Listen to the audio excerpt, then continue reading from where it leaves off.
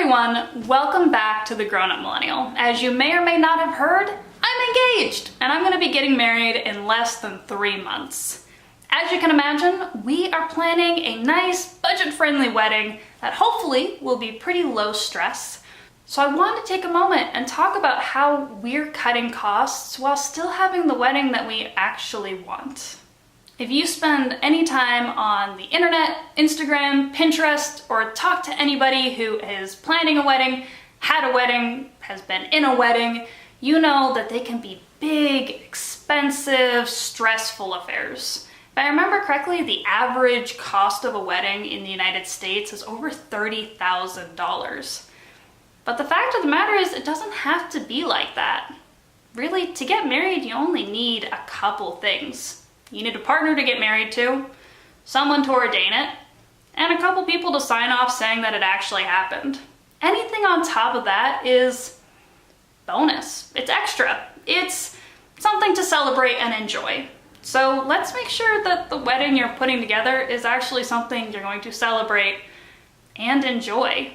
But get rid of all the extras that don't really mean anything to you and just cost you more money. So for this video, what we're going to do is talk about some of the philosophies that my partner and I are using to help guide us in our wedding planning to reduce stress and cut costs while still having a wedding that we're happy with. After that, for those who are a little bit voyeuristic like I am, we're going to talk about some of the actual details and specifics in our wedding planning so you can see how we're applying these philosophies in our own planning. But before we start with any of that, we need to start with a quick disclaimer. Not everything that I talk about is going to apply to you.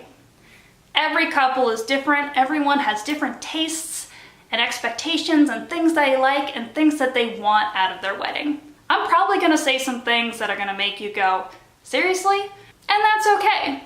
Every person and every couple is going to have different resources, different cultures, different expectations. You have different social networks and geographies and parts of the world that you're getting married in. So the specific strategies probably won't apply to most of you. But I do hope that the overall philosophies that we talk about will help guide you towards planning a wedding that doesn't bankrupt you and doesn't stress you to the high heavens. Now that we've gotten that out of the way, let's talk about the 6 philosophies that my partner and I are using to plan a budget-friendly wedding. Philosophy number 1, our wedding is not the most special day of our lives. I know, it's blasphemy, but that's just how we feel. My partner and I have been together for 7 years. Heck, we bought a house together. We're in a much different place than we expected to be and way different than we were when we started almost 7 years ago. So one, it seems kind of silly for us to guess that this is going to be the most special day of our lives when we have our whole lives ahead of us. But in addition, it just seems like a really silly expectation to put on ourselves. Really, the way we see our wedding is it's going to be a big party for us to legally get married, celebrate our love, and invite a bunch of friends and family to eat, drink, and be merry. You don't have to think of your wedding that way, but taking down some of the grandeur of it will probably help reduce a fair amount of stress on you and your loved ones. Philosophy number 2, set realistic expectations for yourself and for others. When it comes to the bride and groom, we tend to think that emotionally they're going to feel so elated and romantic and joyous, and that physically they're going to look absolutely perfect. But neither of those are going to be true because you're still a person. Emotionally, you're going to get stressed out, you're going to feel hungry, you're not always going to feel this joyous, romantic feeling. Physically, you might look like a really good version of yourself, but you're still going to look a lot like you did the day before and a lot like you do the day after. And that's fine, because you are the person that is getting married and you're the person that has to stay married that whole time. So why shouldn't you be roughly yourself even on your wedding day? Similarly, when it comes to others, we tend to think that our wedding needs to be as important to them as it is to us. But that's not a fair expectation either. Your friends and family are going to be so happy for you, and they're going to feel so grateful that you decided to share this event with them. But while you're only getting married the one time, hopefully, they're going to be attending dozens, if not hundreds of weddings in their lifetime. It's just not the same for them as it is for you. And that's okay. As long as you accept that and don't expect them to bend over backwards or treat you any differently just because you're getting married, you're going to save a lot of relationships and a lot of heartache. Philosophy number 3, be flexible. We have this weird cultural expectation that people, particularly women, need to be thinking about their wedding from the age of like 6. Or they have this very specific image of what their wedding is going to look like. Before they even get engaged, they might have an idea of what the food will be like, where they want it to be, what the dress will be like, what the music will be, every little detail. And that's not necessarily wrong, but when you do that, you need to know that the price just tripled. Because now you only have one thing that will satisfy you, and you're gonna have to pay whatever that costs. But if you're just a little bit more flexible about what will make you happy or what can work for your wedding, then you can find something that's within your budget that you're still happy with. If any of your friends and family are offering you services or goods at a discounted rate or even free, if you're more flexible, you're more able to actually accept those services and have them be part of your big day. Philosophy number 4, accept generosity, but do not expect generosity. Your friends and family will probably be very excited that you're getting married. And some of them may be offering to help, whether it's doing photography, helping cook food, or even going with you to the florist, or to try on your dress or clothes, or be part of your bridal or groomsmen party. And that's awesome. If someone's reaching out and offers to help out, as long as you have a good relationship with them, you should definitely be accepting that from them with gratitude and thoughtfulness. But it's not okay to expect that from anybody. If no one is coming forward to help, you can't really get mad at them. Weddings are big affairs that are hard to plan for, and if they don't feel up to helping with that, that needs to be okay. So accept generosity, but do not expect it.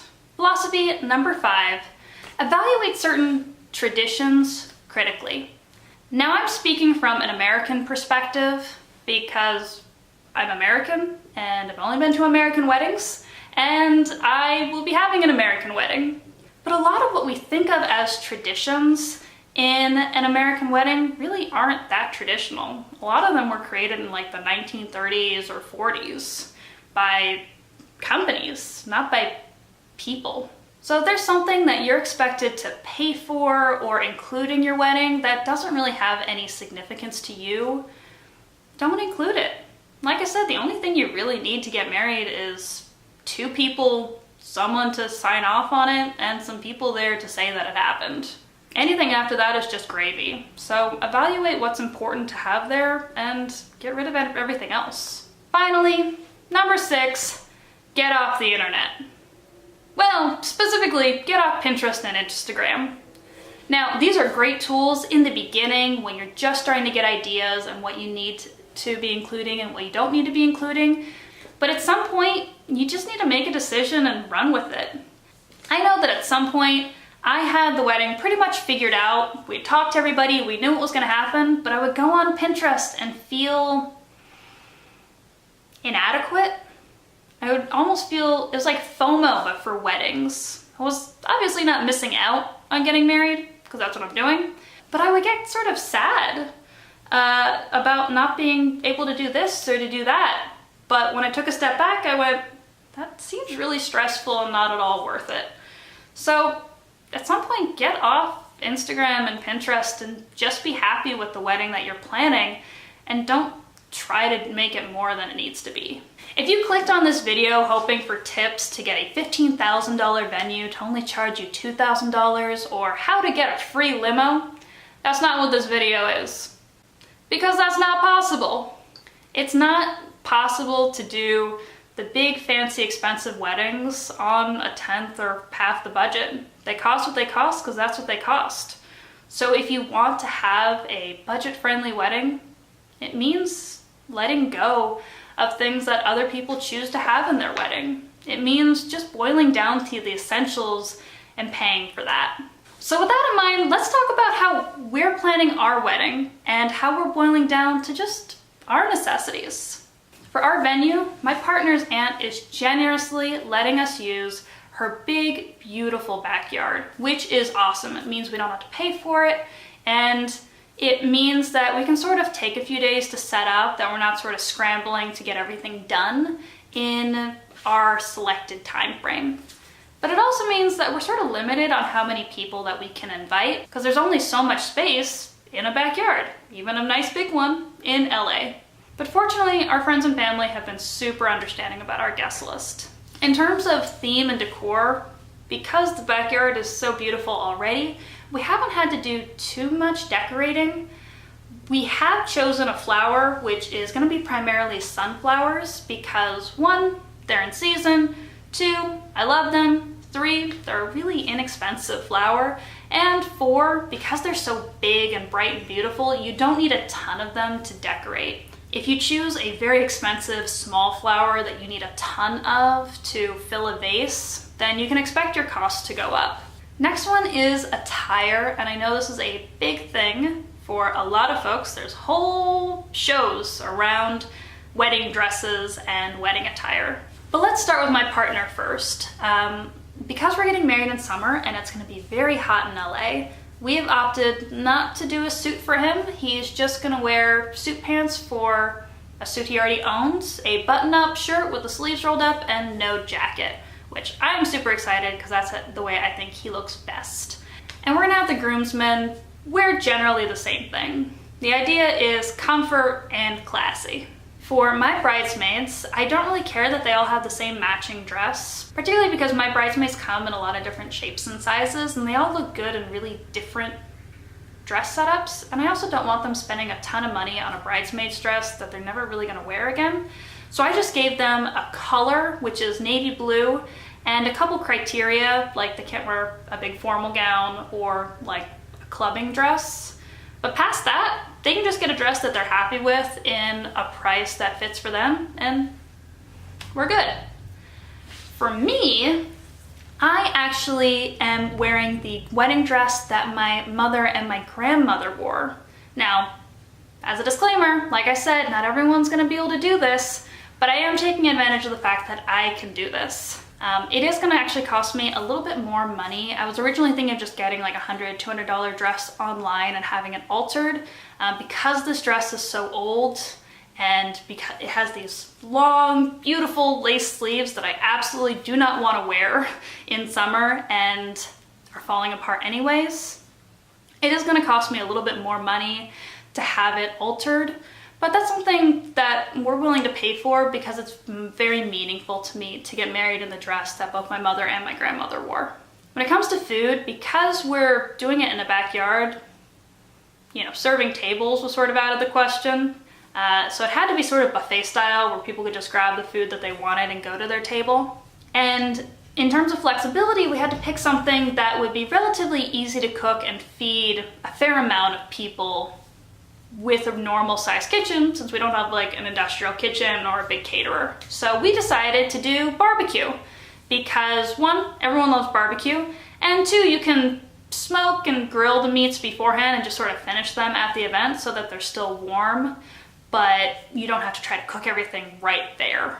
It also takes advantage of skills that we have in my family. So my dad is a big grill master kind of guy, and my brother just finished culinary school. So with them together, they, again, have very graciously offered to help cook the food for our wedding. You see this? Do you see this?